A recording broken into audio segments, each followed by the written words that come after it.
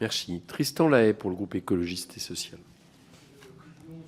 Président du comité des finances locales, les élus du groupe écologiste et social sont inquiets de la situation financière et des orientations qui se dessinent s'agissant des collectivités territoriales. Si le Premier ministre a évoqué hier une contribution exceptionnelle des plus aisés pour redresser les finances publiques, il a précisé que 2/3 des efforts concerneront la dépense publique. Surtout, il a cité en premier lieu dans l'énoncé du discours les collectivités comme source d'économies potentielles.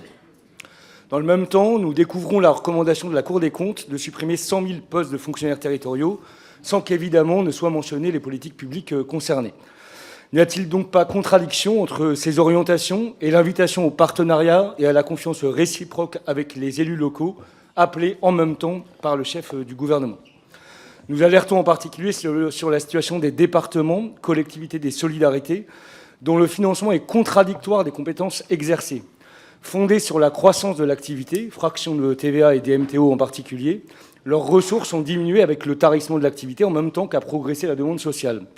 L'État a par ailleurs décidé de mesures catégorielles et sociales légitimes, hausse du RSA, Ségur, point d'indice, mais sans aucune mesure compensatoire. Résultat, ça a été dit à l'instant, de nombreux départements seront très certainement en épargne nette négative cette année, et le plan de soutien décidé l'an passé ne couvre qu'à peine 4% des pertes de ressources de la seule décroissance des DMTO.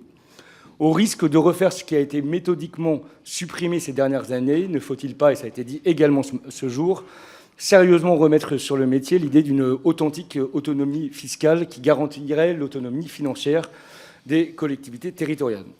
Enfin, nous alertons sur le sort réservé au fonds vert. Rappelons que la non-indexation de la DGF à l'inflation avait été justifiée par ce véhicule budgétaire, devant en outre verdir la dépense publique locale.